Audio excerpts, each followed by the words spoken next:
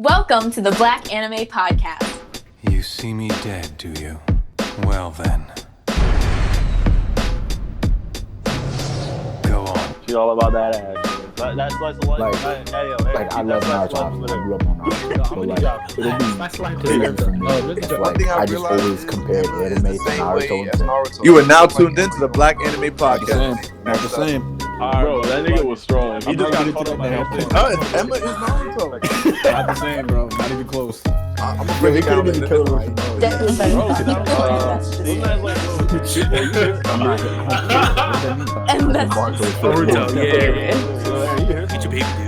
You are now tuned in to the Black Anime Podcast.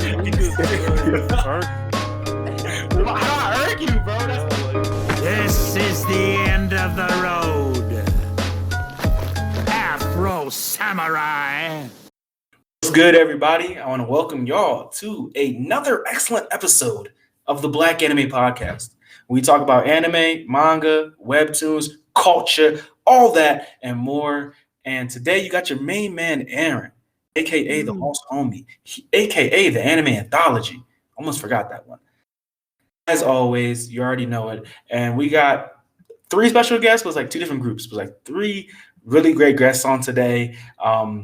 All people who, really wanted on for I don't say for a while, but really wanted on since I've seen them. Let's say that. Yeah. So I've seen them really wanted on the pod. So especially that they go really well with the topic that we're going to talk about today.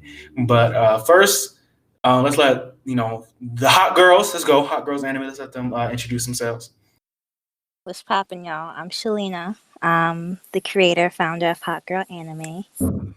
What's good? I'm Jasmine. I'm the slave, the worker bee, the employee.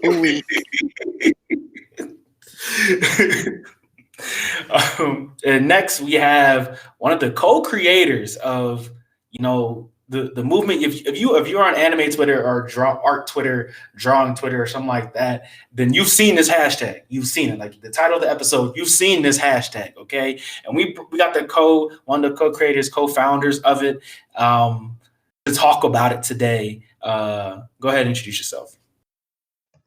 Hi, I'm Cel. I am one of the co-creators of Blacktober. You can find me everywhere on Instagram and Twitter the most under TheActualCel, and I helped start Blacktober. So I can't wait to get into the nitty gritty, get into the topics for the episode. Well, the topic for the episode and like the stuff under it, all that kind of stuff. But before we do that, let's hit the what's up real quick. See how everybody's been this week. For me, every day feels the same, but hopefully there's a change one day. But let's just go from the top down. Go ahead, Jasmine. Go ahead. What you got? I ain't got shit, bro. I have been drowning. I've been tired. I've been laying in bed all the time. Every time I wake up, lay in bed, get out of bed to lay in bed. That's it.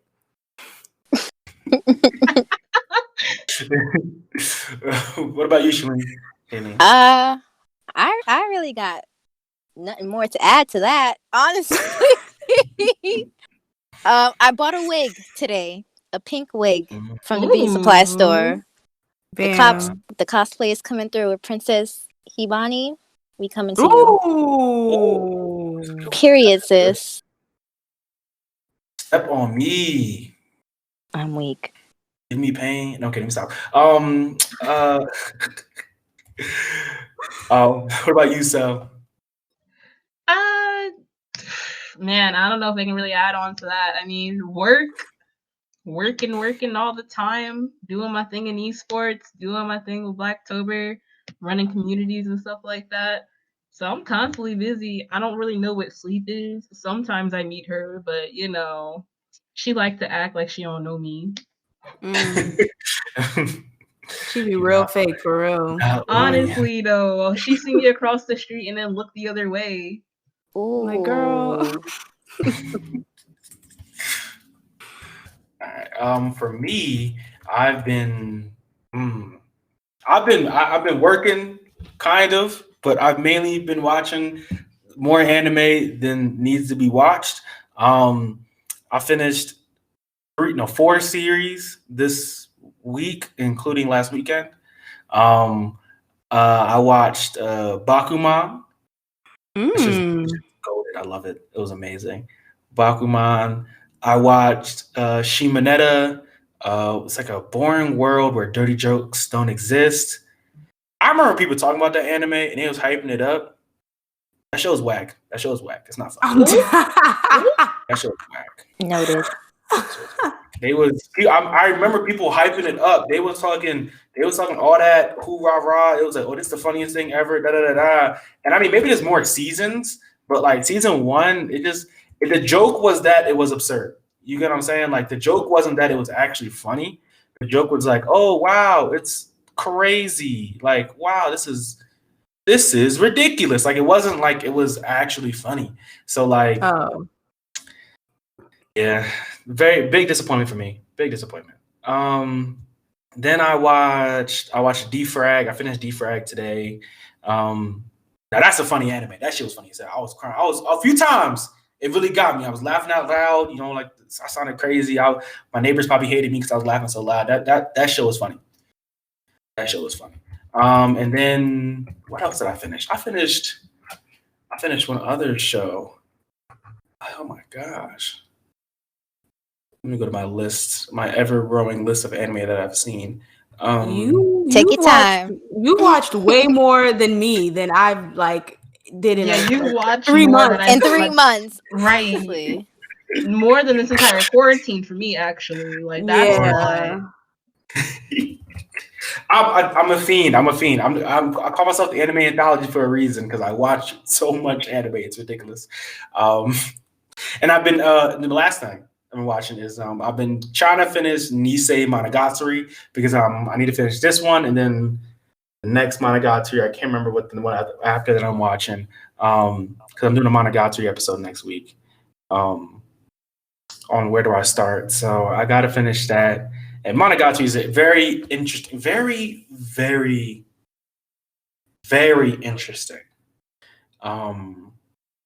series. Let's say that. That's really all I have to say for that. If I say anything else, explaining Monogatari is just a feat upon itself, which is why it's getting its own episode. Yeah, don't say nothing. You're gonna spoil it for me when I watch it in 2023. Oh, 23. Wow. That's a move though. I can't say nothing. That's a move. Honestly, although I do like Monogatari, I'm not gonna say I dislike it. You know, and I hate saying this, you know, because I don't gatekeep. I don't like to gatekeep. I don't like people who do that shit. But when I think of Monogatari is like, it's definitely like hardcore anime shit. Like that's not something you find out on like the fringes. It's not even something you find out like you get like a few friends. Like if one of your friends watch Monogatari, you kind of side eye him a little bit. Like, nigga, you watch Monogatari? You a fiend? You don't have a life? Like, you got a body pillow? Like that's body pillow. Wait, that's the anime with the girl with the red hair, right? That's so vague. That's long, super vague. Like a long red hair. 02? I'm like, girl, I just ran through 10 anime with girls with red hair. With the sword. You know, that's not it. Scrap it. Scrap it. Scrap what I just said. There's no swords in Monogatari. You know what's funny? I think I know what she's talking about. I think I do too. It's not Monogatari, but I know what you're talking about. That's also pretty funny. That's also a pretty funny anime. Shit. Oh, Konosuba. Kaze no Stigma. Is that what you're talking about? Kaze no Stigma? I haven't seen that one yet. See, y'all see some I didn't see. It's on my list. A list of 200. And I honestly haven't watched any anime off my list, even though like I'm watching a lot. Like I haven't watched any off my list. It's just random Hulu suggestions. Oh, see, I have to put all the Hulu suggestions in my my queue, which I don't look at because I'm just rewatching Bob's Burgers. Okay. Understandable. But yeah, that's what we've all been up to. Let's move on to the topic because there's honestly a lot of stuff that we could talk about this. So the topic is Blacktober. Now, something else that I believe is right. Isn't October Black History Month in the UK? What month is that? Is that? That's this not month. February. That's this month. That's what I thought. Okay, I was right. Yeah. Mm-hmm. Yeah. So Black History Month is also, so in the UK it's in October. I don't know why in America it's in February. Like we get the shortest month. They get like a month. Like, I don't get it, but yeah. So like it kind of coincides with that too. So I didn't find out that Black History Month even existed in the UK until like 2 years ago through Twitter. Like I didn't find out in school. I didn't find out from professors, college, and none of that. Just like a random post on Twitter where it was like when my friends in the UK was like, "Oh yeah, it's Black History Month now." I'm like, "What are you talking about? That's February." And I think that's interesting. But first topic I want to get into really is something that's like really plagued, this month. Actually, no. Before we do that, before we get into that, so tell us how you started Blacktober. Before we get into the hard hitting stuff. Yeah. So how it started was basically like I was just kind of pulled onto it. So the original idea started from Sally Piana, whose Twitter I like linked in the chat for you guys to see. She's the one who started up this idea, and I believe it started with one of her Black anime redraws. And a lot of people were like, hey, like what if you organize and made this into like an actual event, something that we can all have fun with. And she was like, oh, hey, like that would be a good idea. Like she pulled in votes from people on this, that, and the third. And I just so happened to peep that. And I was like, oh, hey, like this looks pretty cool. And she did make a comment saying, like if anyone can give some help with it, just hit me up. And I was like, well, I organize lots and lots of events. I've done plenty of events in my lifetime. So I hit her up on Twitter because I have worked with her before. She's worked with me before in like scenes and different projects. And I was like, hey, if you want to help organizing, let me know what's good. I can help you out. And she was just like, listen, I know you know how to organize. I'm going to basically hand you the reins. You go for it. And I was like, really? She's like, yeah. I'm like, okay. So I took this with my community that I run called the Black Card Members, which is a BIPOC creative community. Took this, I went to my team over there and said, hey, y'all, we're running this event now. And they're like, what? I'm like, yeah, no, we're running this event. And I got some graphics done. We got a prompt list done. We got an infographic done. We got all of that done within like less than a week. We got it all approved by her because again, this is originally her idea. She made some, suggestions, some changes, like, oh, like do this or do that. And we're like, all right, let's fix it. Let's get it up there. We just hyped up the crowd on Twitter, on the Instagram for about a week or two. And so finally we were just like, all right, y'all, it's happening. We're doing it. And everyone just starts losing their mind. Crowd goes crazy. Everyone's just like, ah. And we decided, all right, we're going to drop the prompt list a little early because we know that some people like to get a heads up. This, that, and the third. But again, like the biggest reason was to do it for one, Black History Month in Europe, and it's mostly observed in the UK and the Netherlands, which is where Sully resides. And then also because of the fact of the recent accusations against the creator of Inktober. Yeah. And we don't play that, taking away from Black artists. And when we saw Alfonso Don's video, we were like, yeah, say no more. Say no more. Inktober's done. It's over. But then we were like, okay, but what else do we do? Like, yeah, there are other October prompts, but we want something for the Black people. And so we did that. And instead of just waiting for someone else to do it, we just took it in our own hands and then made it happen.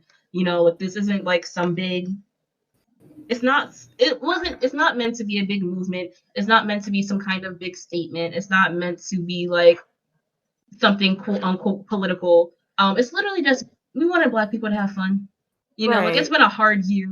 We've been through a lot. We're dealing with a lot. We're constantly always dealing with a lot. But for once, let me just draw Naruto with some dreads and a head wrap on, and just let me mind my business. I'm just chilling. You in my business? Exactly. Don't do that. Like we were doing this beforehand, so why does it matter that we're doing it now? I think it doesn't matter, but so yeah. Again, Blacktober is again for celebrating Black History Month in Europe. aka the United Kingdom and the Netherlands. A fun time, and basically a semi-protest against Inktober because no stealing from Black artists without crediting them. That's not cool. Mm-hmm. We love I to feel see that. it. Feel that. That's powerful. Love it. Love to fucking see it. But I just found out. So is this the first year you guys have done Blacktober? Yes, but this is the very first year. 2020 is its starting point. Well, y'all did a damn good job Right, it everywhere blew I up. go. Like, it blew the fuck up. Like, this is my first year in the anime community realm in this online section of the world. And I thought this was a thing that's been happening for years, but wow. Yeah. I mean, what can I say? I honestly, like, I gotta give it up to the fact that, you know, like, Sully does have, like, a great circle of people. Shout outs to Sully. Yeah, shout out to Sully, like, big time. Like, Sully, you the real one. Like, if it weren't for her and her platform, I definitely don't think it would have took off the way it did. I'm also gonna give myself a pat on the back because I'm a community manager. It's one of the things that I do. Like I said, like I run a community that has close to like 1,000 people in it. That also just started up this year, only back in February. So like, you know, I feel like with those two things combined for me and Sully, we're like, yeah, we got this. This is gonna be fun. But we didn't expect for it to get this big. Like this big was completely past our expectations. Black women, Black femmes are killing the game right now, and that's all. God had another plan for you. Truly. They were like, "Oh, you think it's going to be a small thing? No, ma'am. A movement. Boom. A movement." Oh, I think it blowing up reminds me of, and this it reminds me of when, like, you know, that whole thing with when companies were asking for like Black artists and Black animators and like that, and drawing while back Black. in June. Lies, the liars. They just do it for clout. They just doing it just to be like, yeah, we like Black people for 5 seconds. But it reminded me of that, like the whole drawing while Black, you know, hashtag. But I feel like, you know, Blacktober in a way is more powerful because it's not about it's okay. I'll say it's definitely, in my opinion, it's definitely about getting your name out there, getting recognized, getting people to see your artwork. But it's more about, in my opinion, more about empowerment. You know what I mean? Because as Black people, we don't see ourselves in the media that we consume, in the media that we enjoy. We don't see it. And so like something like, you know, Blacktober, where it'll be awesome if some people got some jobs from this, but more than likely you're not going to. More than likely you're doing this for the fun of it, to, you know, to emulate who you feel, you know, inside, and who you see in these characters, and, you know, to emulate it outward, and, you know, to kind of, in a way, you know, have this fellowship with other creators online who feel that same way. So I love the idea of Blacktober, and its execution has been, you know, really well done. Yeah, Thank congratulations. you. Yeah. Thank you. Again, it wouldn't have been possible without, like, again, like everyone's, like, a lot of people supporting it, people participating in it, and just like overall, like everyone wanting to just see Black joy on the TL, honestly. So it's like, even though we organized it, it's literally thanks to everyone else who's participating in it in some kind of way that it blew up the way it did. So we can take credit for helping make it like a reality, but y'all's the reason that it blew up the way it did, for real. Shout out to everyone. So now we kind of get to the good stuff. I want to talk about an issue that is big. It's big. You know, it's big on it for this, but then it's also, I guess, like in general, when you talk about something that if you, I guess, if you're on any Twitter, art Twitter, you know, I mean, you've seen it. You know, blackwashing versus whitewashing, right? One being something that exists, and one being something that doesn't exist at all. You know. Hot Girls Animated. Let's get y'all take. What do y'all, Shalene and Jasmine? What do y'all think on that? Whoever wants to answer first. Jasmine. I mean, it's terrible.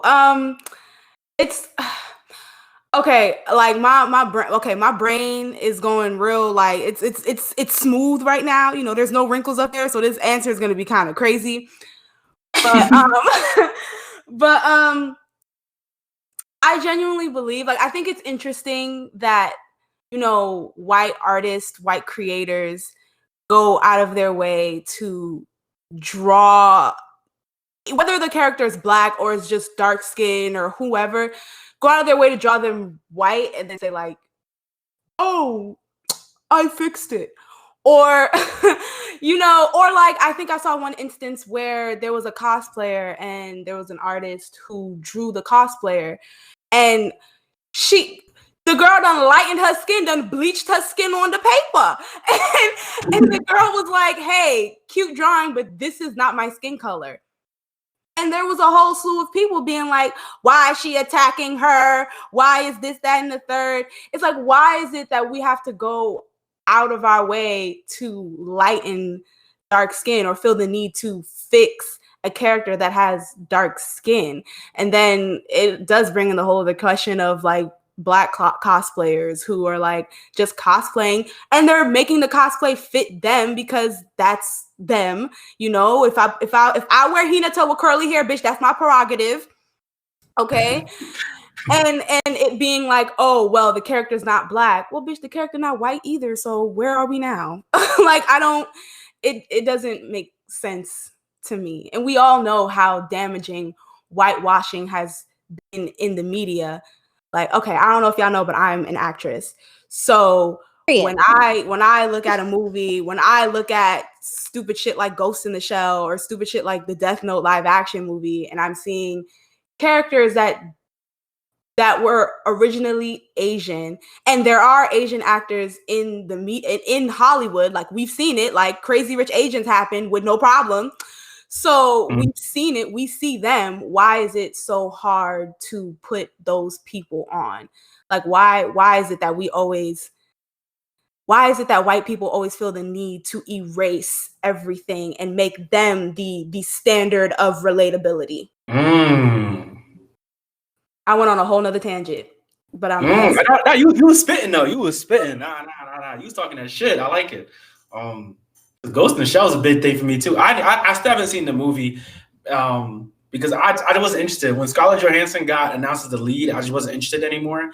Like that happens to me a few times. Every time like I see a movie, like I've seen Crazy Rich Asians. Like mom watch it together. I love that movie. That movie's really good, and it's such a good movie. I watched it on the flight. It's amazing. But like I didn't see Ghost in the Shell. I saw Scarlett Johansson. I was like, I don't even want to see it anymore. Like, why is it? And I mean, I hate anime live actions in general. But I'm like, if you're gonna do it, like, and you're gonna do it Hollywood, at least hire Asian people. Like that's the least you could do. Like it's just. Shalina, do you have anything to add to that? I don't know if this was like the pop off for everyone, but there was like a post. I know everyone saw it. Like this artist Usagi J on Twitter, they redraw like Deku and Deku and someone else as black, and someone else, some idiot, honestly, retweeted them. There was like, oh, why would you do this? Like you just made it worse. And like the comments were just so. It was disgusting, honestly. It was embarrassing, honestly. People were saying, oh, Donkey Kong is a representation. Why do you need more? People like My Coon Academia. And there was this one that... Sis, girl. And there was this one that really stuck with me. Someone said anime is supposed to be this perfect world to escape to, and adding black people to it defeats the purpose. And I was just like, so let me get this straight. You mean in a perfect world, there would be no black people? Is that what you're saying right now? Boppy. I was just... Honestly, oh, go ahead. Sorry. You're fine. I was like, people, tell us how you really feel. Right? Tell us how you really feel, because I was just like, wow. People in this community can be white people. Let me be specific. White people can be just, I don't know why they're so bothered by us. Like, sis, just mind your business. Go about your day. Like, no one is caring about you. No one is talking about you. Why is you in my business? Don't do that. The people who say stuff like anime is a place to get away, taking part in a culture that's like not theirs in a form of media that doesn't even inherently belong to them and that hasn't ever really aligned with them. Like if we're going to be honest, Black culture and Asian culture very much aligned to the point where, like, you know, what were kids watching? Like my brother's 7 years older than me. He was watching kung fu movies when he was a kid. Like that is something that directly aligns with we feed off of each other basically. So like for someone to come in and say like, you know, oh, I'm not saying that anime is for Black people or anything like that. Like I'm not saying that. Like, yeah, it's made by Japanese people for Japanese people and everyone else has the pleasure to partake in it as well. But when there are people who go in and say like, well, it's supposed to be the safe haven, those are the same type of people who go to Japan and start fetishizing all types of shit. And it's honestly just not okay. Like anime is a form of media that you can also enjoy. I understand when we was 12, we was all depressed. We went through that emo stage. We went through that hair flip Fall Out Boy stage. I get it. But listen, you're grown now. Okay. You should deal with your problems head on. There does not need to be no safe haven in another culture that is not yours, or like it's weird. It's getting weird. It's getting really weird. And when people make art that is just fan art and they want to see themselves in their own fan art, that's their prerogative. You don't have to partake in it. Just like you don't have to watch everything out there, you don't have to partake in every piece of art. You talking them facts. All right, you spit them fucking facts. That's all the truth though. And talking about that, I think about this all the time when they be like, you'll see like with cosplayers where they'll say, oh, well, you know, such and such isn't Black or something like that. Why are you cosplaying somebody that's not Black? And then you go on their page and they cosplaying and they white. I'm like, nigga,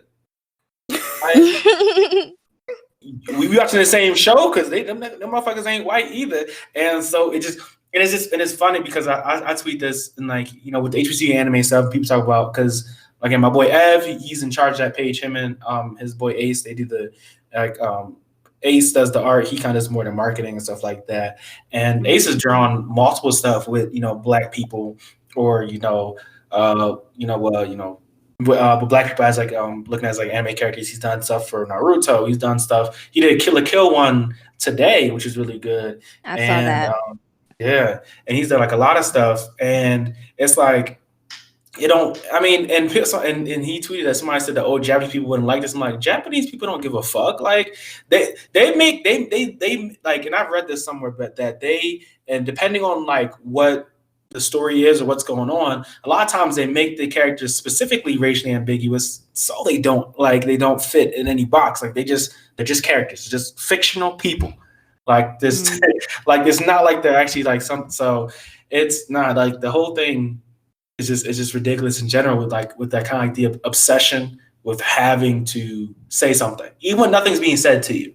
Like no one told y'all to comment. And I get people like, oh, it's Twitter, I can say what I want. Yeah, that's cool, but it don't mean you gotta be a dickhead. Like, don't mean you gotta come off like that. Like, and people just see that, you know, anonymity on the internet as a way to just be able to say whatever they want to. And kind of just a remix question a little bit for you, but Sal, I saw you tweeting about it. It makes you laugh because some people have been trying to make this racist people are trying to make this thing called Whitevember happen. Yeah. Embarrassing. Yeah. So yeah, that thing that so the sad thing about that, though, is that Whitevember was actually started by another Black person who thought it would be funny, when really all it did was attract a bunch of racists. But they continued with it because they thought the joke was that hilarious. And this person has also been against Blacktober. They think that it's dumb. They think that people should be making original characters instead, which pro tip, they have been. We always have been. They've always been around. I made a whole thread, and there are over 700 plus original characters from the people who did retweet and comment on it. But yeah, basically my response to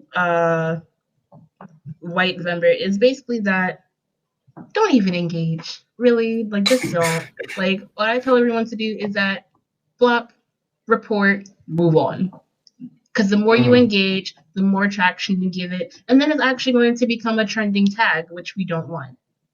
You're right, and honestly, I think about that because I always thought of that, but when I saw it, it made me think about how one, we talk about a black person started. That doesn't surprise me, and oh my gosh, it's like a horrible thing to say, but it's like there'll be 50 black people that are just enjoying something, right? And then there'll be just one black person just come out of nowhere and be like, "Man, y'all know that's for white people, right?" And you just sit there and look at it and be like, what the fuck are you talking about? Like it's popular media. Anything that anybody can enjoy it, and it's so that doesn't fully surprise me because I remember when HB, my boy Evan, he dropped his manga about something, and a black person quoted it when he was marketing his manga, and they're like,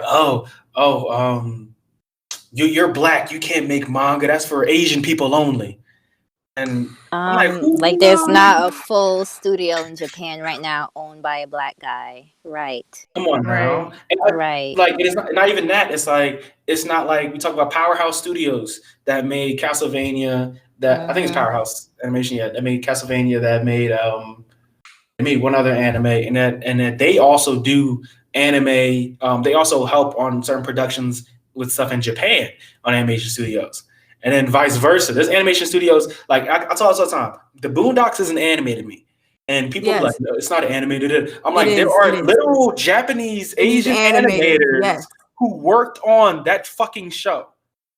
And you're telling no, and like so it's like moving the goalposts. It's like moving the goalposts. It's like oh, it's not anime. It's like, okay, well, Asian people worked on it. It's like, okay, well, it wasn't made in Asia, so that doesn't count. It wasn't made in Japan, so it's not anime now.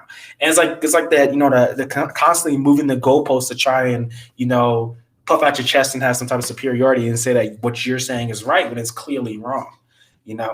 Honestly, it's just better to pay those types of people dust. Like, no, I realize this about Twitter, especially. People say shit just to bait people, and it's like they get some sort of like hard on from it. Like, there's no point in that's why you think like all of Donald Trump's tweets just go viral. Like people just like flock to it. No matter how much they hate the guy, they flock to it. And I'm like, if you don't like it, don't engage, mute it, block it. Who cares? Like, people are going to have their trash ass takes, and if you don't pay attention to them, they will feel discouraged to not share them anymore because no one cares. Okay. Yep. So just stop engaging. Like, that's just it. And with and another thing, not everybody's gonna like everything. Black people are not a monolith.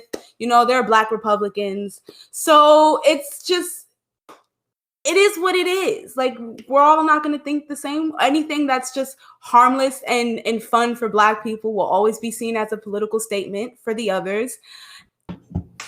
And at this point, I'm just enjoying my life and just making bitches mad. And that's it.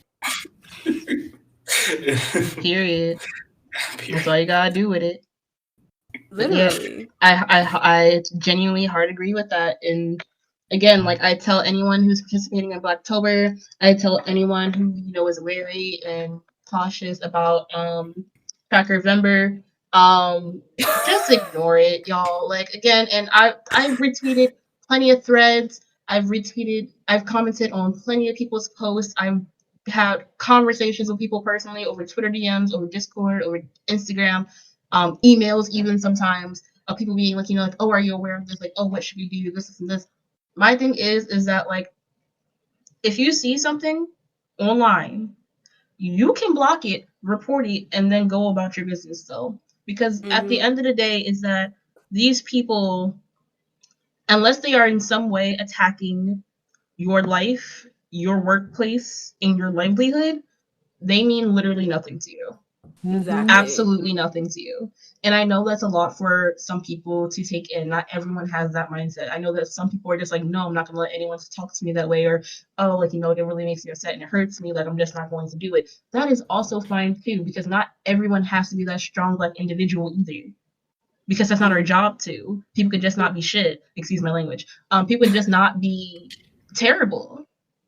And it sucks that it has to be that way. But honestly, again, my easiest solution is just to report, block, move on. Because the more you don't look at it, the more it goes away. Let them have fun in their tiny little corner by themselves. Because honestly, when you look at the comparisons from Blacktober versus people talking about Crack November, like the numbers are completely different in a drastic way. A very drastic way. And even if you were to go on to eat the Cracker Member tag, you can see that it's just a bunch of Black people. Wait, that's counting really them. a real thing, Cracker Member?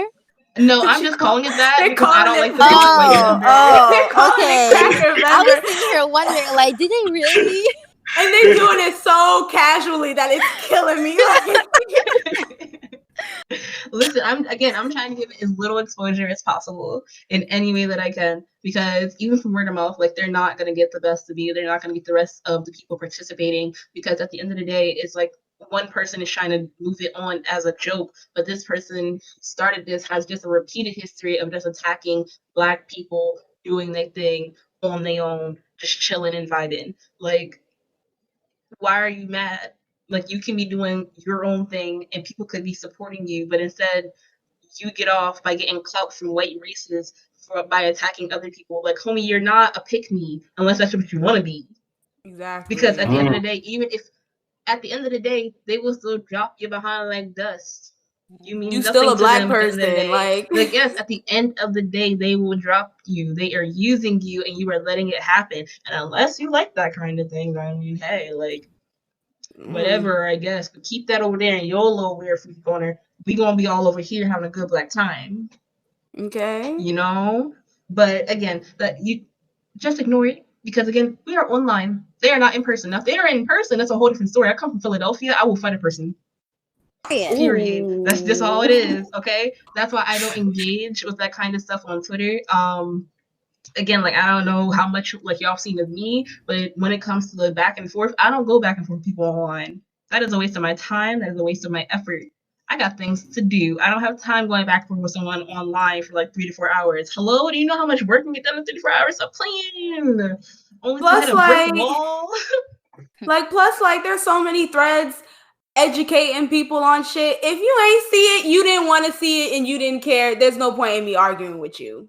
Exactly. There is no I didn't see it, because a simple Google search will pop it up for you immediately. And even if you don't want to Google search it, if you go on either of the co-creators' pages, a simple 1, 2, 3 scroll, boom, all the information is right there for you. Shoot, I even got a pinned on my page is right there for you. You have zero excuses.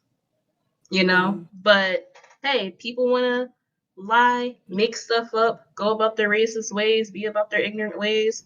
It's not my job to educate everybody. I try to think that I'm a very positive and patient person. At least that's what most people tell me, so I start to believe it. But like, but you know, like, I try to think that I'm very patient, but also my patience has limits. I'm the oldest of 9 kids. You know, I know that I have patience. I know I got patience. But when it comes to people that I don't know online, globally at that, you got me chopped if you think I'm gonna sit here and go back and forth with you. You got me open chopped. up a book somewhere. Stop playing. Stop playing. That John got me chopped. Wow. That's that Philly lingo. Ooh, okay. Wow.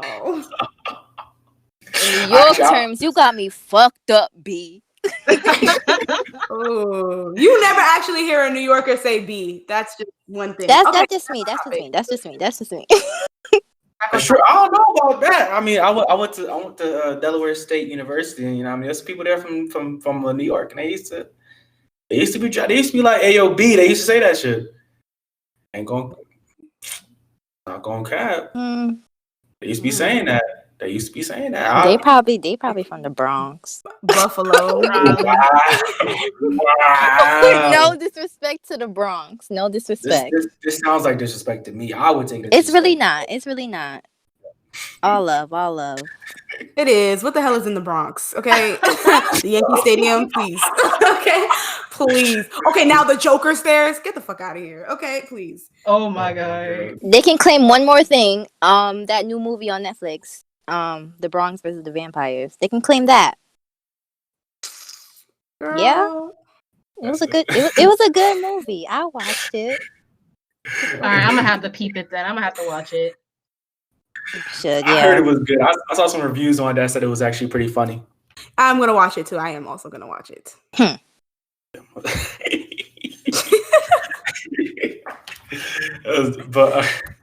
But I don't know. Like I think when I see people talk about blackwashing, I think it's funny to me because I was like, one, it doesn't make sense for like it doesn't exist because like it doesn't hurt anybody at all. Whitewashing can really literally hurt people necessarily. Like you talk about all the famous people or like politicians like that. You find out that was racist as fuck. Like you didn't even know. Like you need and people grow and learn and like that ABCFG. But like you go back, you look at their high school, college pictures, and they was walk around acting like they was like some they had like did blackface and they was wearing a noose around their neck and they think it's funny. And it's like, I mean, what can we as black people do that is equal to that severity?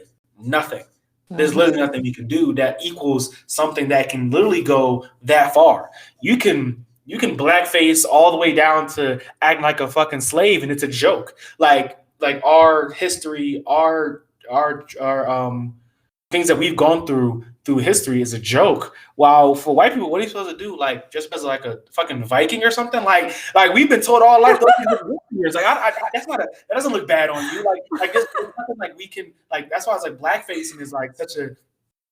And that's why you get like blackwashing isn't an issue because it's black people there's not even enough of us in animation for us to even represent ourselves. And I remember somebody saying, "Oh, I don't know why I don't just draw black characters." I'm like, y'all want to see the same 5, 10 niggas every day? Is that it?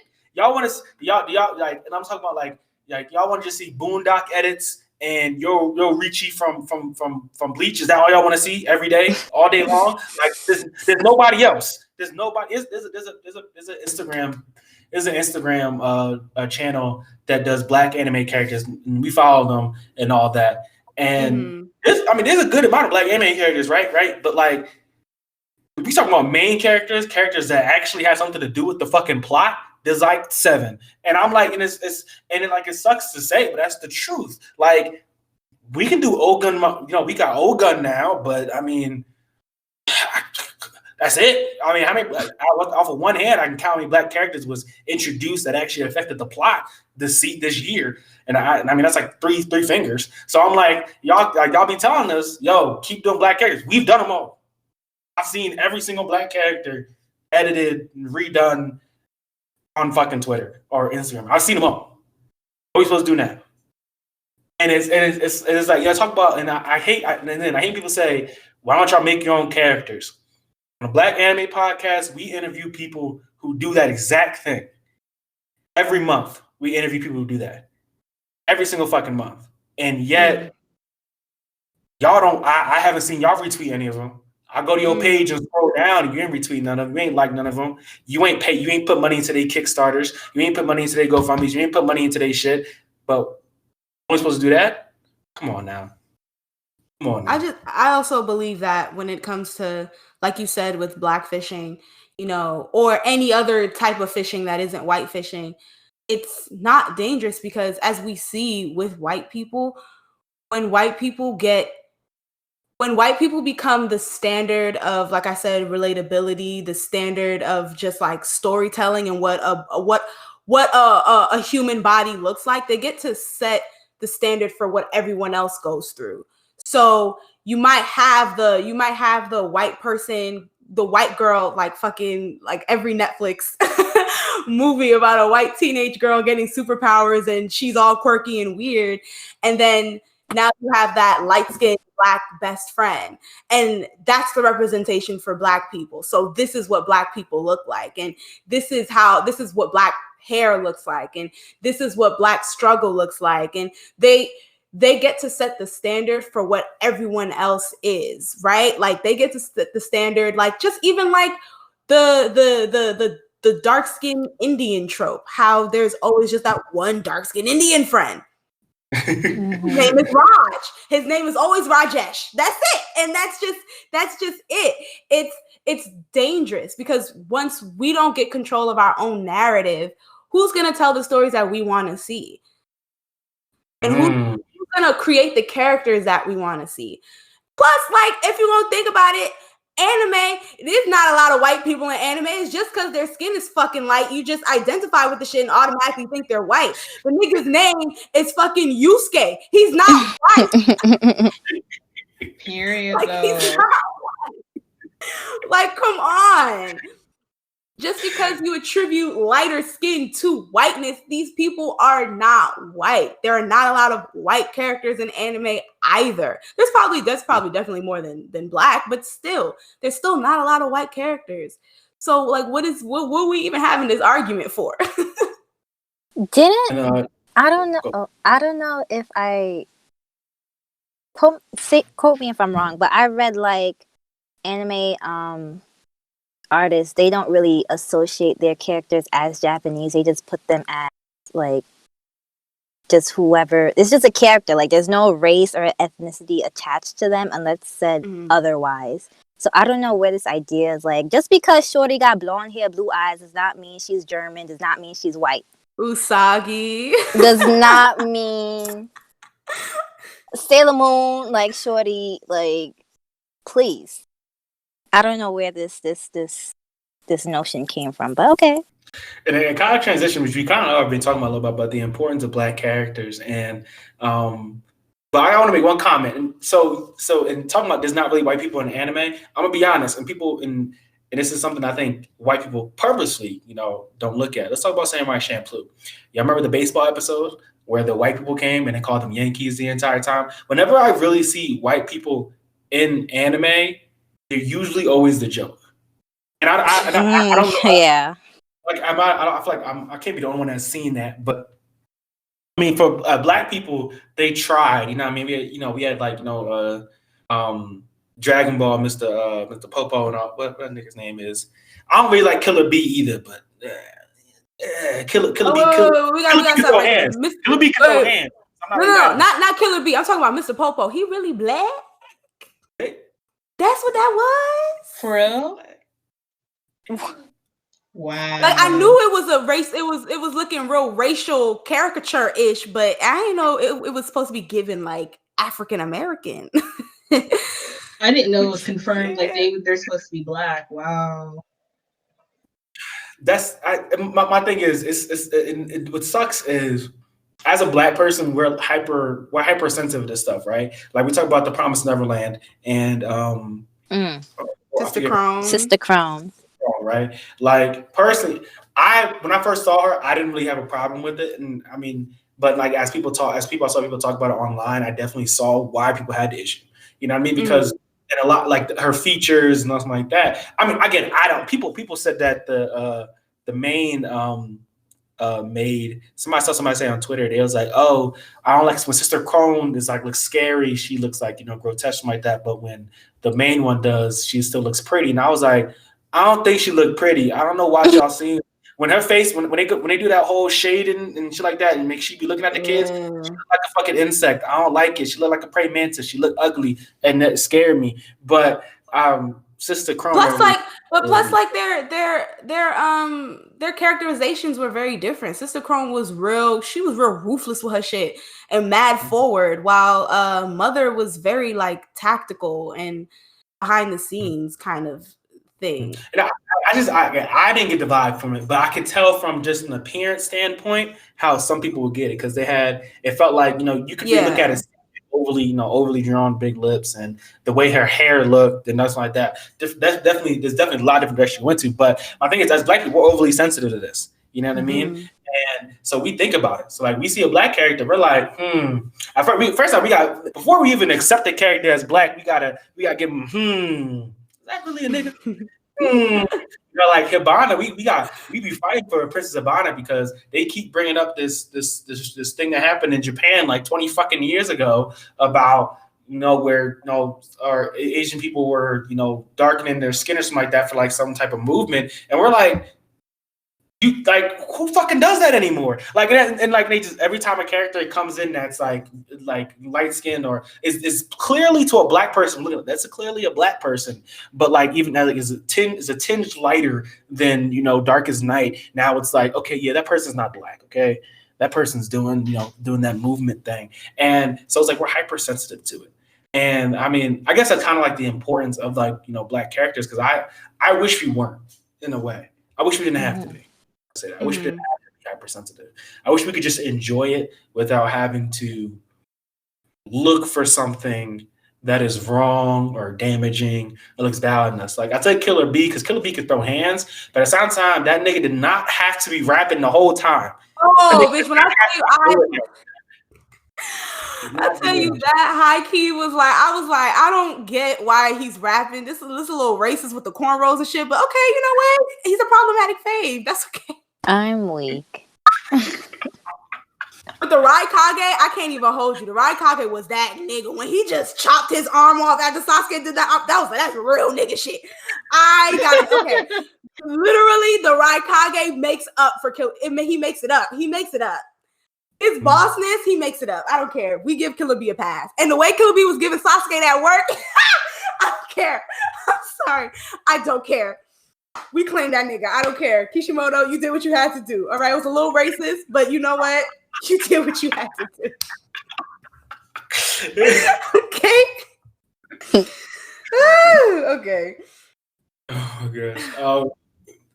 So, do you have anything to say on the importance of black characters? Yeah, that they're crucial. They are needed. It does nothing more than warm my heart seeing little kids. They point to a character on TV and they're like, "Oh my god, she looked like me." Like my sister, who's only 5, is like obsessed with shows like Doc McStuffins. She's obsessed with like Nella the Princess Knight. She loves the show The Bubble Guppies, where the main character, the main Little Mermaid girl, is black. And like a bunch of other shows that are like coming out now, and just seeing like prominent characters that are black and are not just side characters, like seeing like they're actually them. And not just like shows like that, like like even in like live action shows, seeing more prominent black characters. Like greatest example used to be Disney Channel. I don't know what happened, but like hello, they used to be popping. Truly.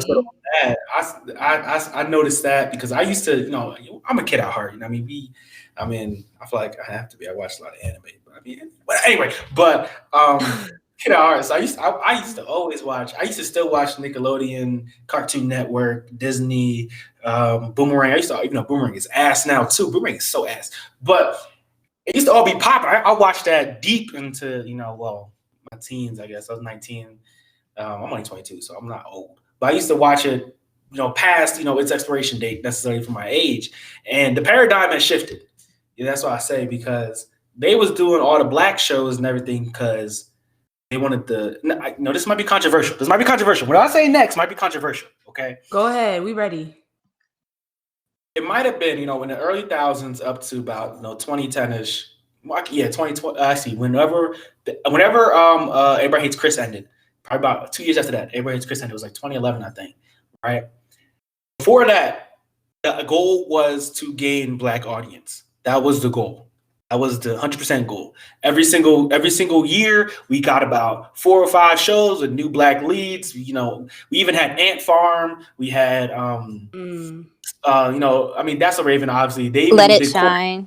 Let It Shine. They did Let It Shine with the rapping. They did Corey in the House. They did they even had a few animated shows that a few black characters in them that affected the plot and was actually important and stuff like that. And it was really big growing up for me. Like, it was amazing. Even when we had like WB and we had Static Shock, and then we had the Justice League Unlimited, which had the Black Green Lantern, and then we had there was a lot of characters through all the channels that had prominent black characters, right? And then then about 2013, 2 years after Abraham It's Chris ended, you know what I mean? It's feel like it shifted, and now the most important thing, the audience that they wanted to grab was the LGBTQ audience. And I'm not saying that's a problem. That's not a problem. But it was like black people are both. Black people are both. It was like okay, black people, we gave y'all time to shine. It's time for the gays, and it's like, and so like now you go to Disney Channel and it's all shows with all white people, but the only difference is these white people are gay, and I'm like, I feel this way. The way I feel is, why couldn't it be? We still get shows with black people, and people of color, and white people, and then we also have shows with black people, people of color, and white people that are gay. Why can't we have both? Why it felt like Disney Channel made like a very hard decision. They was just in the writers' room one day and was like, you know what, man, we had about 10 shows of black people. We got to have 10 gays. We got to even it out, okay? And if it's a black gay person, they're not going to like that. So it got to be a white gay person. So we can't even.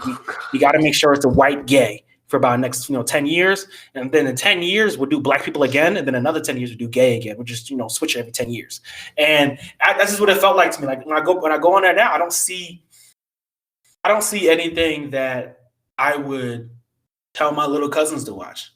I would tell when I have kids, I would tell my kids to watch. Like, I don't see anything that does that, because it doesn't feel like there's anything that represents them as a person. So. I mean, you could tell them to watch Kipo and the Age of the Wonder Beast.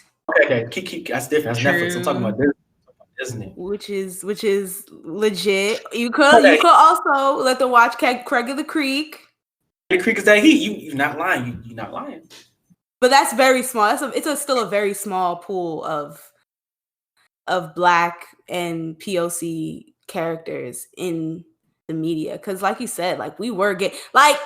We not gonna act like Nick at Night didn't have the little Team Nick shit, didn't have the little JJ show, the little Romeo show, like all these prominent like black. First of all, they were black staples, like they were black staples in the community. You know what I'm saying? And it sucks that we really just don't have that anymore, and like we're scrambling to get both black POC and LGBT in one show and have it be done well, No, I definitely agree. I wonder if there's a correlation between how, like in the early 2000s, we had prominent black shows like One-on-One, Girlfriends, the Parkers, how they were like all thriving on cable, and we had like That's a Raven, all the other black people on Disney Channel. I wonder if there's a correlation between when that stopped, when Girlfriends and all that stopped, Disney Channel and all kids show was like, oh, they're not doing it anymore, so we shouldn't do it anymore.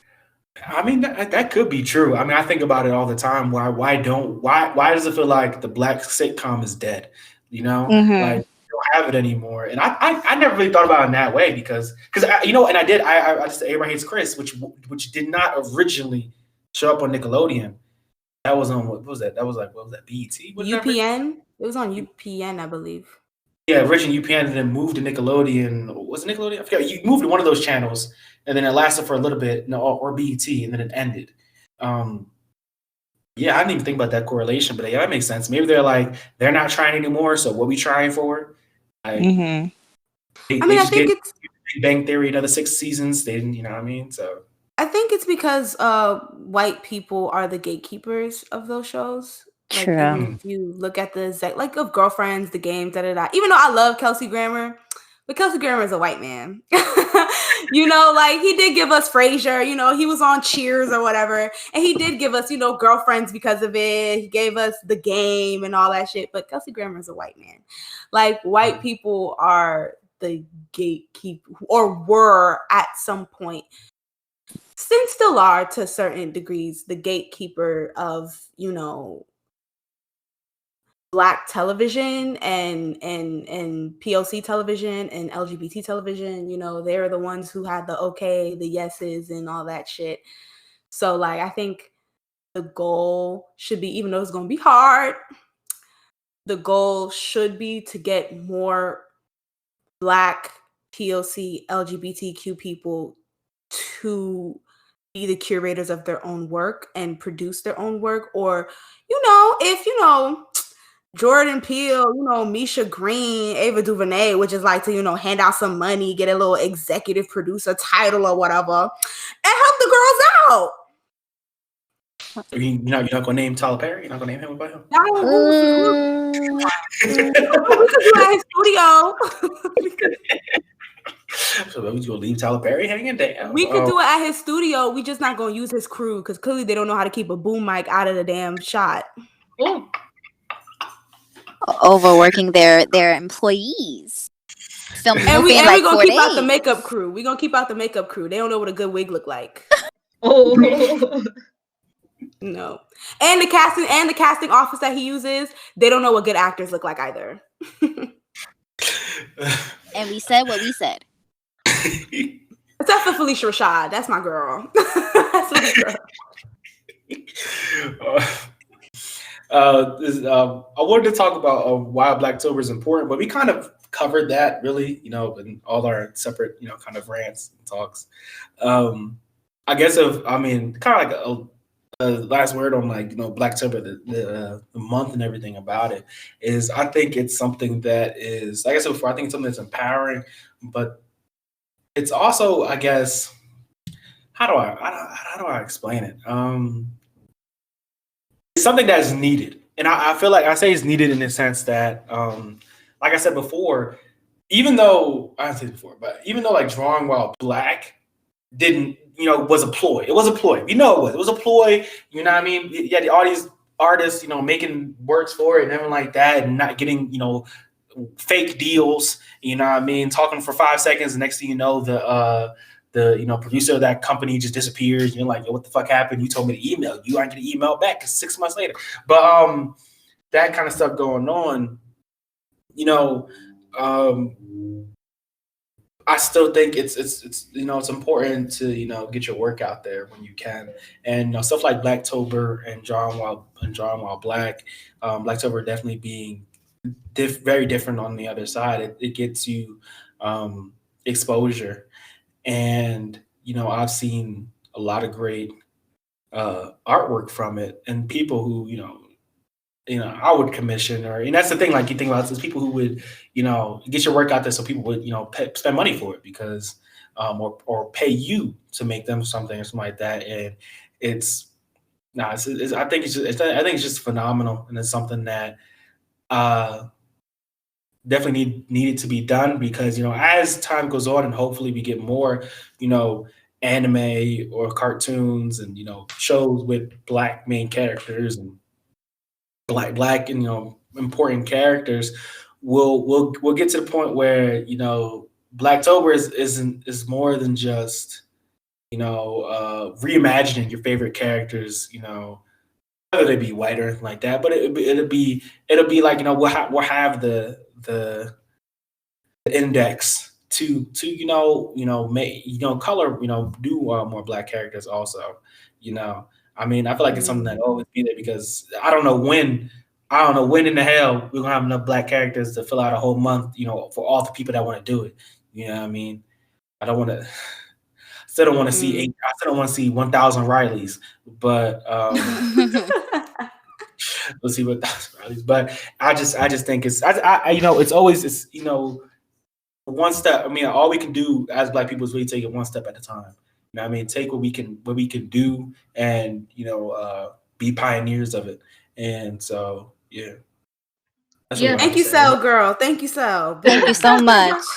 Yeah. You know, I thank Cel, thank everybody to participated, and yeah, but, you know, with Blacktober, just remember, it's meant for fun. It's meant for a good time. It's just meant for everybody to be happy and still participate in things like Drawing While Black.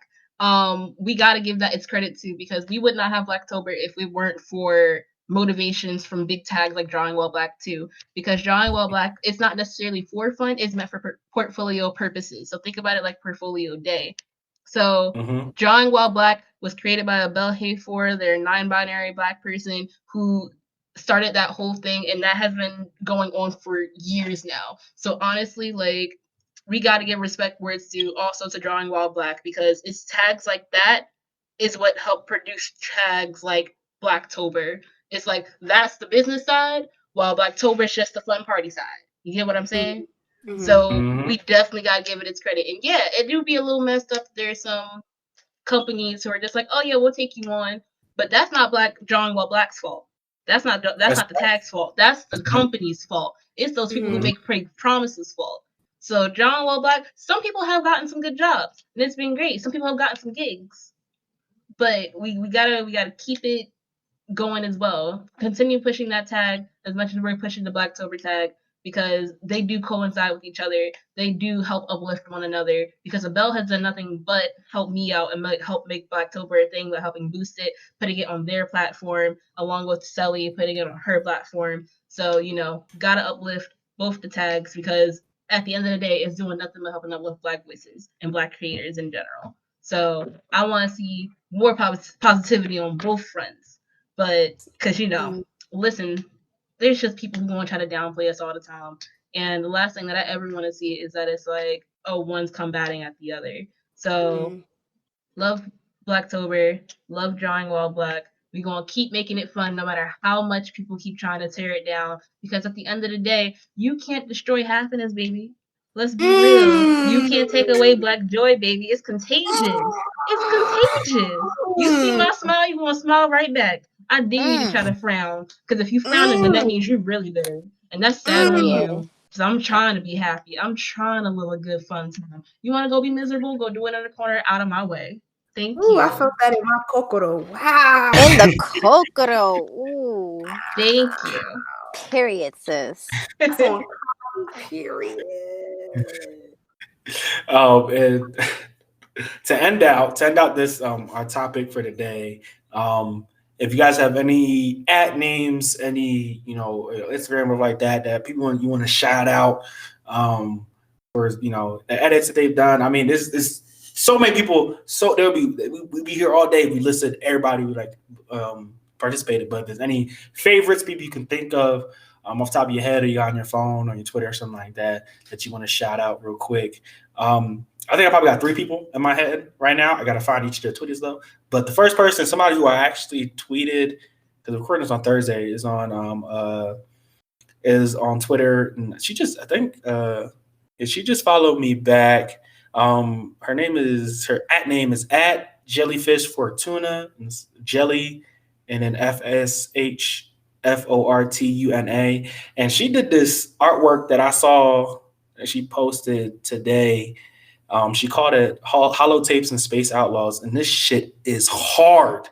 Like I've just been looking at it. I think I've gone on Twitter, opened it up, looked at it, closed it, went back to Twitter, opened it up, looked at it, and closed it at least like 10 times today. It's like that. It just has me thinking. It's amazing artwork, and like other stuff that she's done is like really good. But while I look for other people, do y'all have anybody that y'all would like to shout out?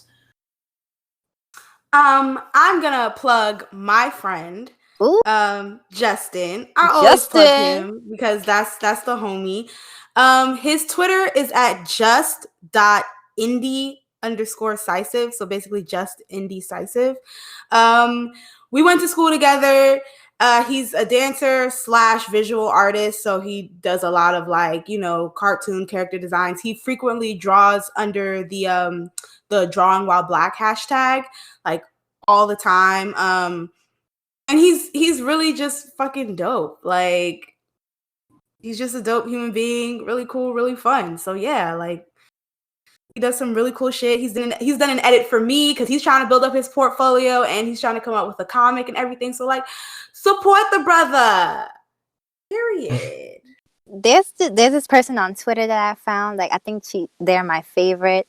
Her name is Melty Chan. So that's Melty_Chan on Twitter. She's doing it for the Shoujo girls. Like the Shoujo girls, she got an edit for Peta 10, Amu from Shuguchara, Sakura from Cardcaptor Sakura, and I don't know if y'all ever watched Sugar Sugar Rune. Anyone here with me? No? Yes!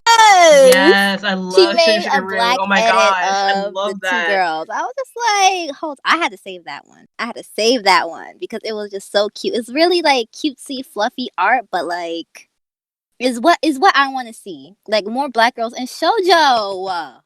Like, come on now. And I agree. Another person on Twitter, also on Instagram, it's just Kazim, I think is his name. He's like the creator and writer for a manga comics, Seeds of Aye. But he made a recent. Oh yes, I know him. Yeah. I follow Instagram too. That shit hard. His shit is hard. Like he made an edit of Black Naruto, of Gohan, of Yusuke, of Deku, and like his art. I was just like, whoa! I had to share this. And on Instagram, this girl, their name is Kermit Curry. So that's like Kermit the Frog and Curry, and like they just have some really dope edits. So that's all I got. Sel, you got anybody? The fact that you're making me pick right now is absolutely horrible. Wow.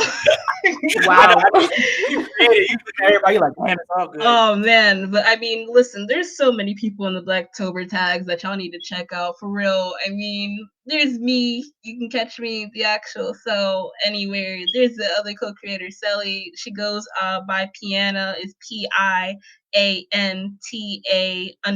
underneath that on Twitter. I forget the Instagram. I know the Instagram is different, but check her out. Man, if I just gotta like rapid fire say a few things, I say go follow Britt Nicole Lewis.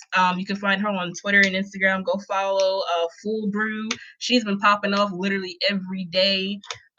Cool Steg Art, Smidgen. There's just so many people. The fact that you're making me pick, like, I just got a whole list in my head right now of people that I can just say off the top of my head. But honestly, just check the tag.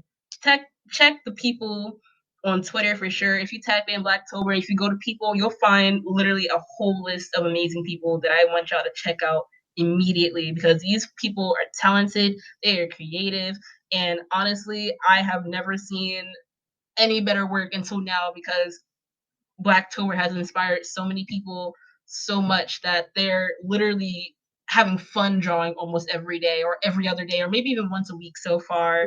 Like, so many people have come to me saying that this has gotten them back into art, and that is phenomenal. Like, how many people do you got coming up and telling you, saying like, thanks to you, I managed to do this thing that I was passionate about again. This like made this like refueled the engine. And I'm like, that's crazy. That is so crazy. I just depress people. That's crazy. Is so crazy. So yeah, check out everybody. That's not racist. Check out everybody who's participating in the tag and having fun, because let me tell you, they're worth it. I follow at least like 100-something people. It's only day 15, and I'm gonna keep going at it and following more.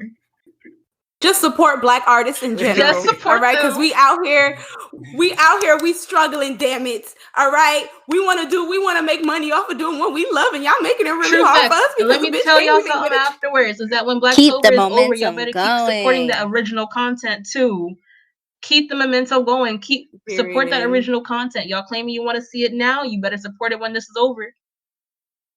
But one side note, I remember I was on Twitter and there was one Black girl. She like shared like this amazing. I think Shalina, like, I think I sent it to Shalina or whatever, and she shared like this amazing, like, I don't remember what it was, but then she was like, hey, like, I'm thinking of like not posting on Twitter anymore. You know, no one really engages with my stuff, and like I'm getting really discouraged. And like her shit was amazing. I'm like, if y'all don't sit here and stop discouraging my people like this, can you like and share their stuff? True. Por favor. Onegaishimasu. Please. Okay. That's it. Everything they said, I co-signed. They said it all. I think I'll shout out one more artist because Twitter is still fucked up and I can't get to my bookmarks. The artist for HBCU Anime. Ace want to see. Also, the artist for every single one of Evan's mangas. Damn, I don't know how they work. It's ridiculous. He's been doing a lot of edits on Instagram and posting them on Twitter, I believe. But yeah, I agree. Just go to the hashtag Blacktober and follow everybody. And like it too. Don't just follow, like, retweet, do all that. Do the most. Do the most. Boost. But let's move on to the news. We don't actually have that much news this week. There wasn't as much stuff I thought was necessarily interesting. Some stuff happened, but not everything was interesting. First thing, I literally just saw the final Evangelion film, anime film, Evangelion 3.0 plus 1.0 is going to be released on January 23rd, 2021. I don't know who's excited for this. I'm not excited for it. I don't know who is.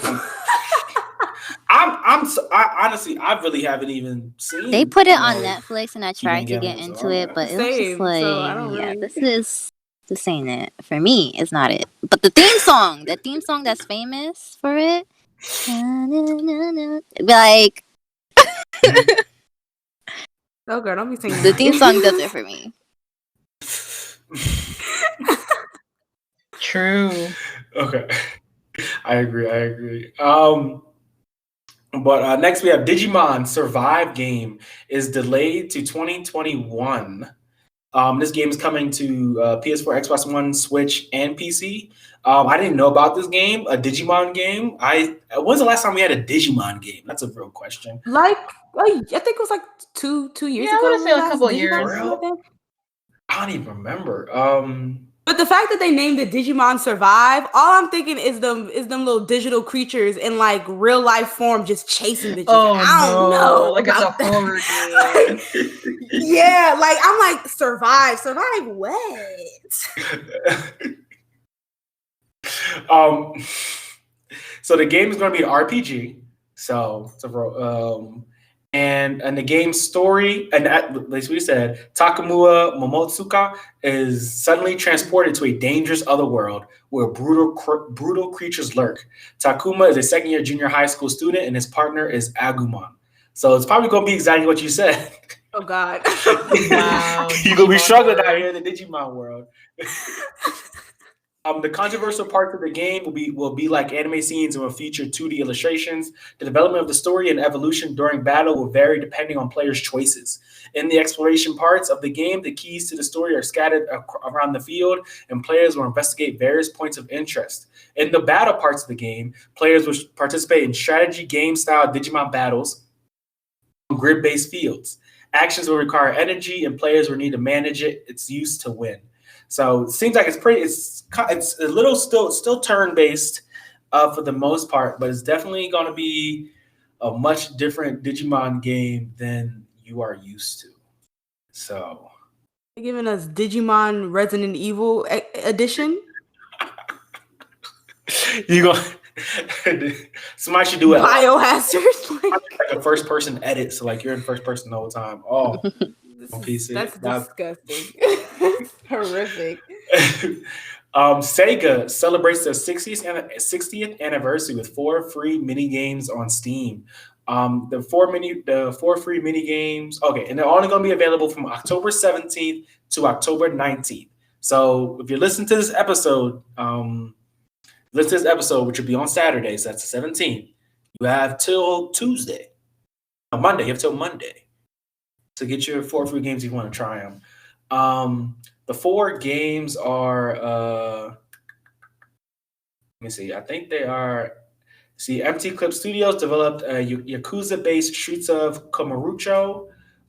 There's Eccentric Ape developed the Golden Axe, Endless Zone, which is based on Fantasy Zone, and Armor of Heroes. So they're games that are inspired by Streets of Rage, Yakuza, Golden Axe, Fantasy Zone, and Company of Heroes. So it's not like the actual games, but it's games that were inspired by them. So I don't know how. Yeah, so that's kind of cheap, Sega. Give us a full out free game. I don't know. Give me fucking Sonic Adventures 2 or some shit. Give them a minute, okay? Give them a minute. You know they've been asking these Sonics games. Calm down. Give it to me in 4K, 120 frames per second. Oh nah. Don Machi's Fujino Omori launches new dungeon fantasy manga on December 9th. I just really love Don Machi. I didn't know the manga was done.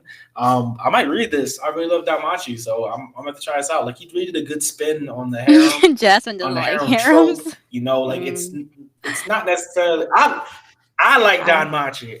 I didn't feel hate like harems, dog.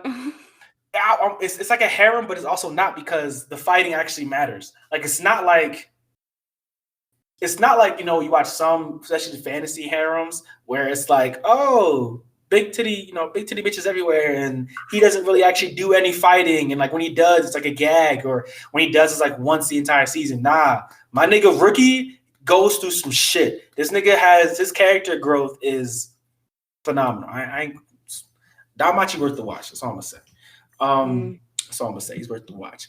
Next, we have Japanese cinema lifts the COVID-19 seating restrictions for Demon Slayer Kimetsu no Yaiba film's first weekend, and all I can say is it must be nice having a country where they kind of care about you. You can say a lot of stuff about Japan. But the niggas, they don't gotta deal with COVID. That's all I gotta say. All I'm trying to say is that Ufotable trying to get their money back so they can pay off their fucking taxes. That's what they're trying to do. They already got that back. Did they really? Have you not seen the money that they've made from Fate Heaven's Field? Heaven's Field Part 3 made bank. That shit. Bro, that shit. That should be like not $1 billion. in more debt. You sure they're not in more debt, because these production costs be real high. I don't know, man. All that money that they made, you think they paid back the Japanese government with that money? All I'm saying is, I'm not mad at them, because they had to fund Fate Unlimited budget work somehow. It had to be funded somehow, and I'm not mad. I'm not mad. You know what I mean? Get some little drugs on the side to make it work. I don't care. I don't care. Hollywood Monster Hunter film reveals the trailer. I thought it was okay. I mean, I said the monsters look really good. The CGI looks really well done. It's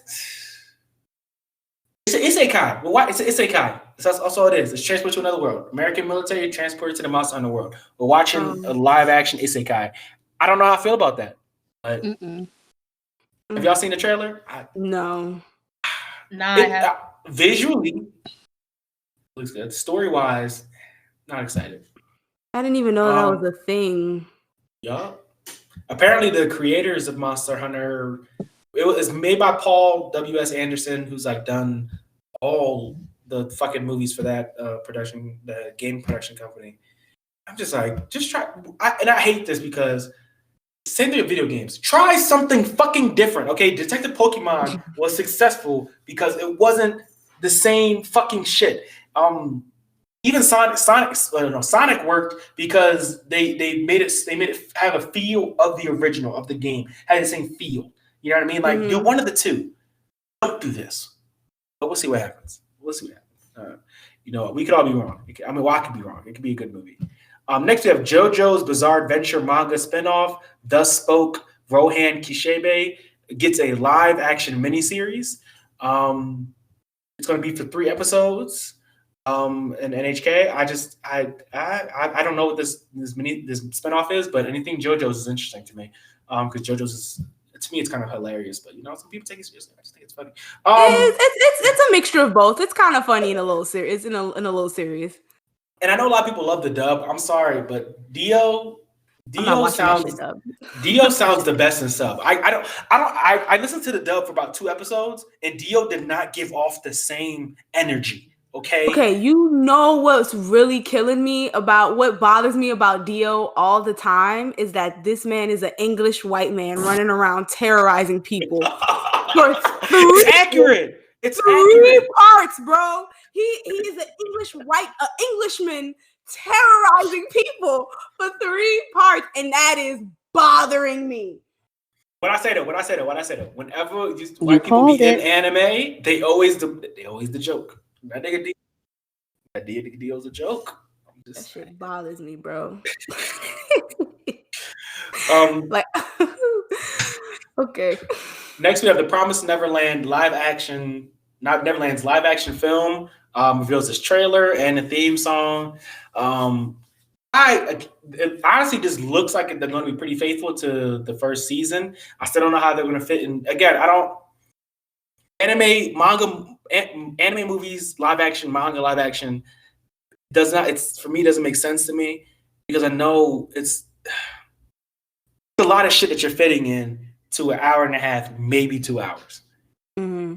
And an anime itself, it's what 13 episodes, 25 minutes an episode. You can't put all that in one movie. Like to properly do it in the right way that will make people happy. You need 2 parts just for one season, maybe 3 parts. So it looks decent. I mean, they made Sister Crone isn't a black person anymore, so. But yeah, that's why I mainly don't really care because I'm just trying to see what Jeff Bezos got for this little live action. He got $1 billion. It better be fucking good. It's not. Next we have Violet Evergarden stays at number 3 and its 4th weekend at the Japanese box office, which means it's fucking quality, and I cannot wait.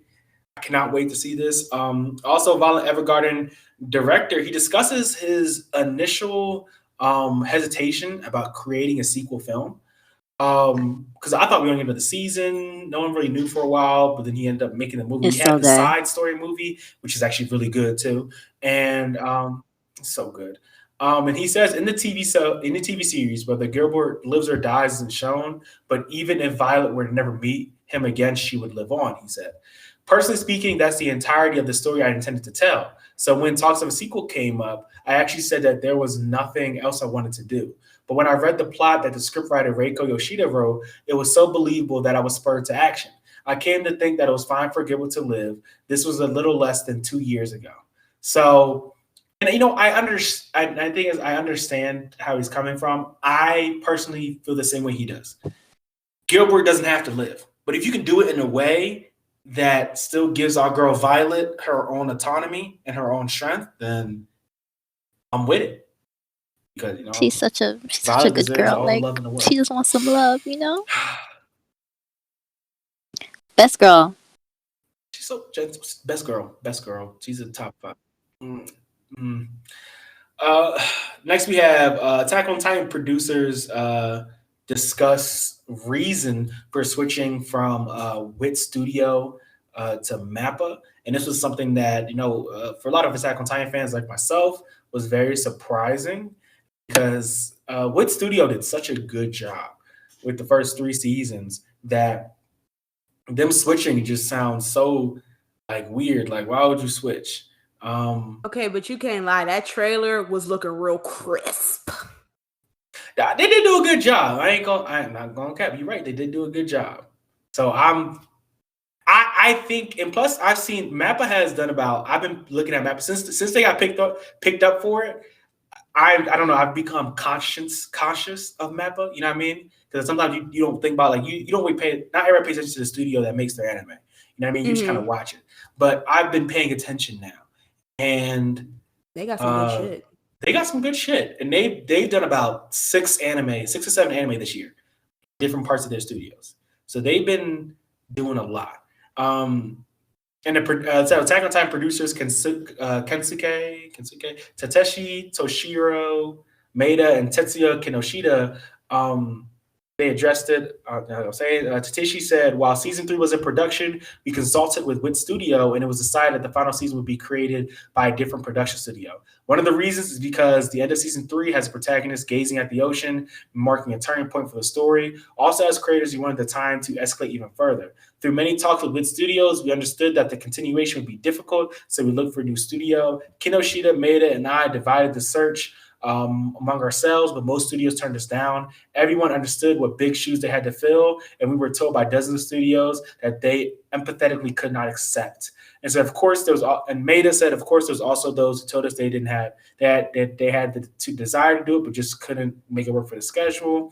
And Tateshi finished off with saying the only studio that said they would consider it was Mappa. When we talked to Wit about it, they said they could rest easy knowing it was in Mappa's hands.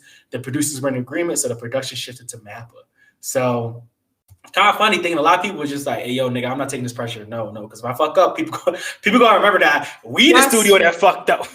Exactly. You remember what happened with Seven Deadly Sins? The way they dragged the fuck out of season 4? Come on. People gonna be like, we know it was you. Like, they never gonna be able to breathe ever again. I know it was Studio Perriot that said that. It was Studio Perriot. They were like, no. You're not gonna catch us in this one. They're not gonna catch us in this one. Oh my gosh. Next up, Aniplex USA to debut third Fate Stay Night Heaven's Feel film in the U.S. theaters on November 18th. Now, if you're going to theaters to see a Fate Stay Night film, I have no respect for you. Next, we have first 3 Evangelion reboot films gets 4D release in Japan. It's Japan, they do whatever they want. I wouldn't go see it, but it sounds interesting. I don't know why you want to see a 4D Evangelion movie, but hey. Yeah, what the seats gonna move? The seat they gonna spray water in your face. I don't know that. Like, what the fuck?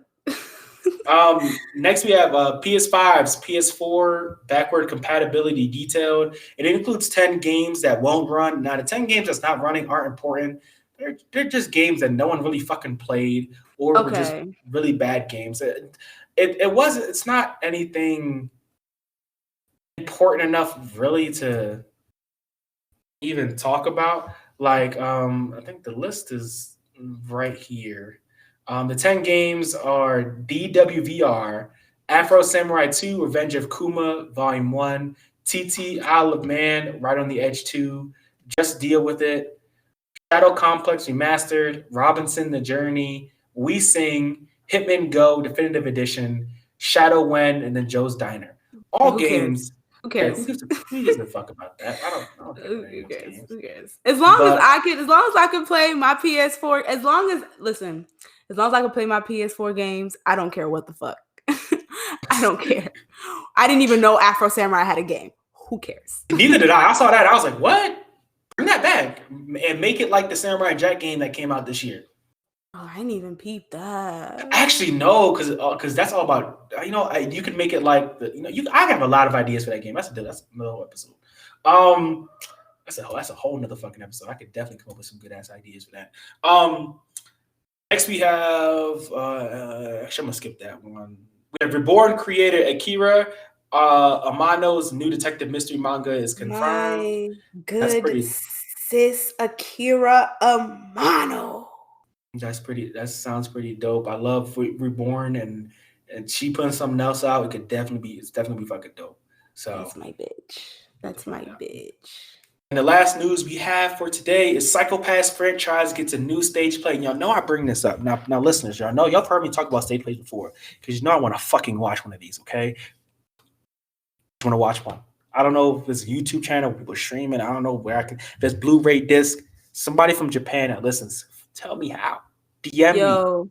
When I was in Japan, my brother and we went to the One Piece Museum Park. Mm-hmm. And like at the end, so like what you could do, like at the end, there's like a play, literally. It's like a play / light show. I didn't get to see it because we was tired, but like the whole shit is in like Japanese. And like it basically, if you were to go see a play, it would be like you just watching the lights and the special effects. That's pretty much it. I still want to see. They've done a Demon Slayer one.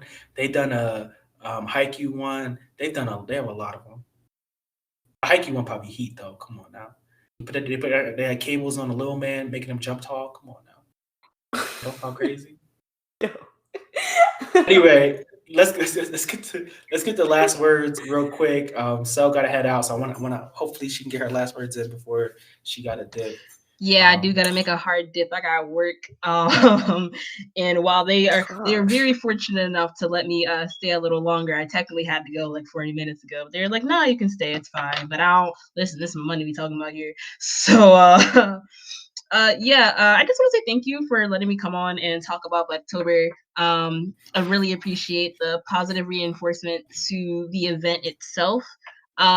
It makes me ecstatic to see so many people so happy, so excited, so motivated, so passionate, so joyful over something that I genuinely just thought would be like, oh yeah, it's a small like little friend group circle thing, and now it's like people are all over the world participating that are Black, and nothing makes me happier than uniting the people over things that we love. So genuinely, again, thank you for having me and talking about it. Also to Hot Girls Anime, like it's great talking to you guys too. Yes, sis. It was amazing talking to you. Yeah, it's been a great time. I hope there is definitely ways we can all stay connected. Definitely following you after this. Girl. But yeah, that's all I really got. I let out, the biggest of big things that I wanted to say earlier today. I do see my coworker messaging me saying, "Hey, where you at?" So I do gotta go. But yeah, you guys have a great night. It's been a pleasure, and can't wait to hear the podcast and share it with literally everyone on Saturday. Yes, have a good job time at work, and have a great time at work. Thank you for coming on. Really, thank you so much. You too. All right, you guys have a great night. You too. You too. Be safe. All right, so last words for Hot Girls Anime. Now, I mean, like I said, if y'all want to pull out the ratchet and start going crazy, slander, I approve. I don't even care if it's one of my favorite series. I just like slander. I like hatred. Wow. I thrive off of negativity. I gotta stay away from you, buddy.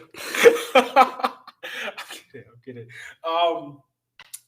Actually, I went with Jasmine first in the beginning of the episode, right? So now Jasmine can't go first again. Well, my name is Shalina. Shalina, I'm sorry. I was saying it, and in my head, he been calling her Shayna, Shaylin, Shania. In my head, I'm thinking about how it's spelled because it's like it's Shaline, right? Shalina. Mm-hmm. And that's why. It's fine now, you know. And if you make that mistake again, you're blocked. Okay. You're blocked. Anywho,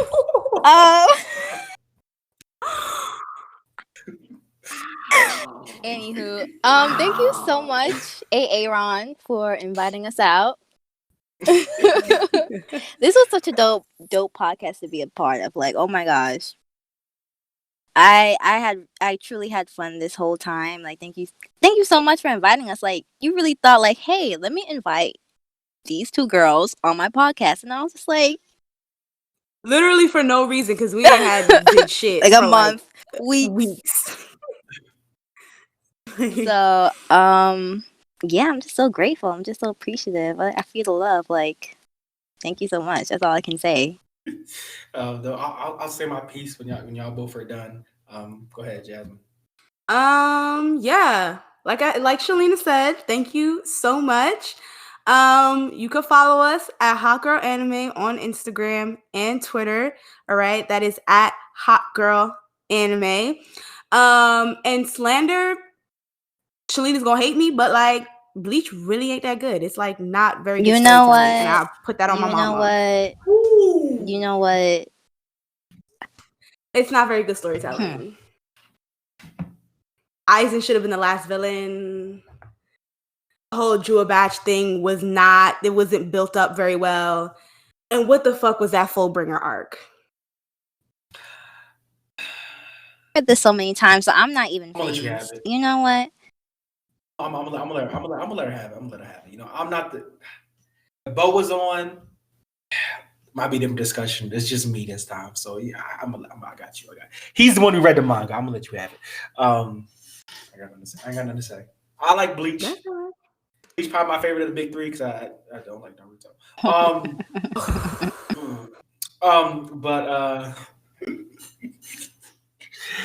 First, to Shalina's point, I honestly, every time I go on Twitter or anything like that, and I mean, as any of us in Black anime, always looking for more people we can talk to or put on or be on the pod with, because like you look back, almost all our episodes are featured with somebody because we want to just do what we can to help other people. I love that. Like even though we not that big ourselves, we trying our best. Not to big ourselves. We try our best to help other people grow as much as we can. And I thought of you guys because y'all did an episode with Spicy and other dude from the Black Game Podcast, Fabian, the only one who watches Ken and Ashura and Baki, the only one, because I don't watch that. Listen, I slaved over watching that. I didn't even try. A lot. I was quiet the whole podcast. Girl, Shanti finna hear this like, huh? Oops. Oh my god. Girl, I tell you, I had to carry my back broke carrying that conversation. You for did her. Like, good. You like, did good. Oh yeah, this definitely gonna be a snip on my post. I'm gonna add Ashanti right there too.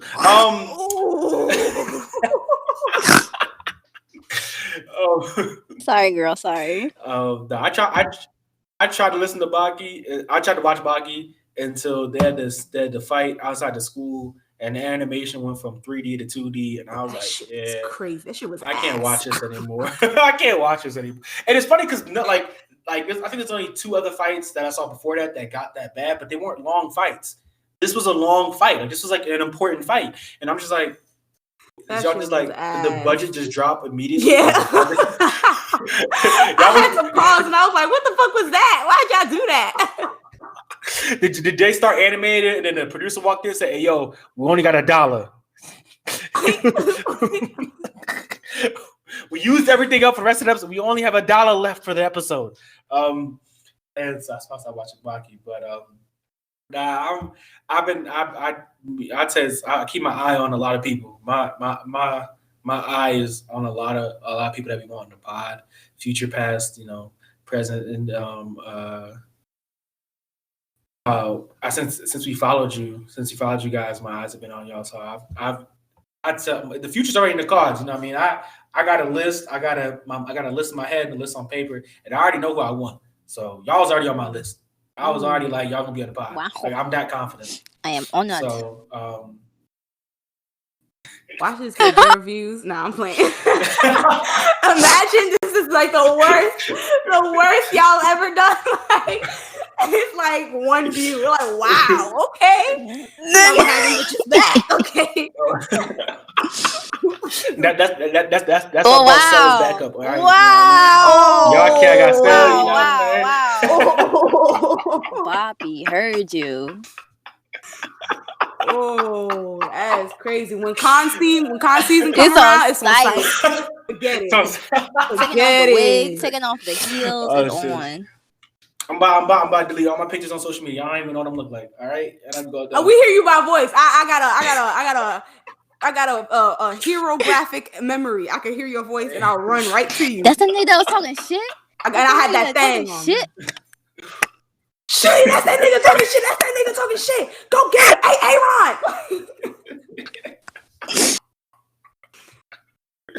Period. Oh shit. But yeah, I'm really glad we had you guys on. And next time it'll probably just be us, and probably me and somebody else from Black Anime. That'll probably what it'll be. Probably us. We'll talk about something else. I don't know yet. The future's already in the cards. So I'm saying it, so it's gonna happen. All right. Confidence is key. You know what I'm saying? But yeah, thank y'all for coming on. Thank you everybody for listening to the episode. All links will be in the description. I'll have a link to both people who created the co-creators of Blacktober, and that's Cel and Selly. Which is funny, Cel and Selly. They're both be in the description, so you can go there, look at them on Twitter, Instagram. Wise, she said Selly's is different, so I don't know what that is. If I find it before I finish editing tomorrow, which I probably won't, but I will try. Then I'll definitely drop that down there. Hot Girls anime links will definitely be in the description as well. So make sure to check them out, even though they haven't done anything in a few months. Just call us out, why don't you? Just follow them. Y'all call yourselves out. Just you know what? y'all Posted a video on Monday. Don't listen to Aaron. I posted a video on Monday. I posted a trailer today. Okay. All right. Okay, and I'm gonna post another thing on you know Monday what? again. Don't listen to him. On site, for real. Period. It's on my No, site. don't even. I'll be looking for that Hibana cosplay though. No, it's on site. You getting blocked. Listen, I'm not gonna do it just because of you. That's it. You know what? Everybody gonna be able to see the cosplay, but specifically Aaron. Every time you log on Black Anime, he'll never see any of our posts. Blocked him our stories, blocked him. from our page. You know what? You did this to yourself. Wait. First of all, I'm not in charge of Instagram. That's Braxton. So that's not. Well, it doesn't matter. You caused it for the whole group. All right. Anytime Braxton try to show you something, it's not going to be seeable for your eyes only. It's what I'm saying. Braxton could see it. Fabian could see it. You not seeing it. That's it. That's it. That's it. But thank y'all. Thank y'all. And until next time, check us out next week. Monogatari episode. That's up on the Patreon first. So if you're not sub to the Patreon, you're not gonna listen to it till I decide when I want to drop it on Anchor or Apple Music, whatever that. And who knows when that's gonna happen? I'm lazy as fuck. Wow. But peace out, y'all. Thank y'all for listening, and thank you both from Hot Girls Anime for being on here. Thank you. Say bye to the people. Bye, guys. Oh, bye. Shit. Y'all not gonna follow us. Bye. Hey everyone, it's Bruni, aka the Tiny Giant, aka the baddest bitch on this podcast, here to thank you for listening to this episode of the Black Anime Podcast. If you want to join the discussion with myself and the other hosts, connect with us on Twitter and Instagram at BLXXK Anime. Again, that's at BLXXK Anime. I also want to remind everyone to check out our Patreon. The link will be in the description. Depending on the tier you subscribe to, you'll gain access to exclusive pods with our monthly guests, the link to join Discord servers with other listeners and the Black Anime hosts, and discounts for Black Anime merch. Again, thank you for listening to the episode, and don't forget to look out for the next one.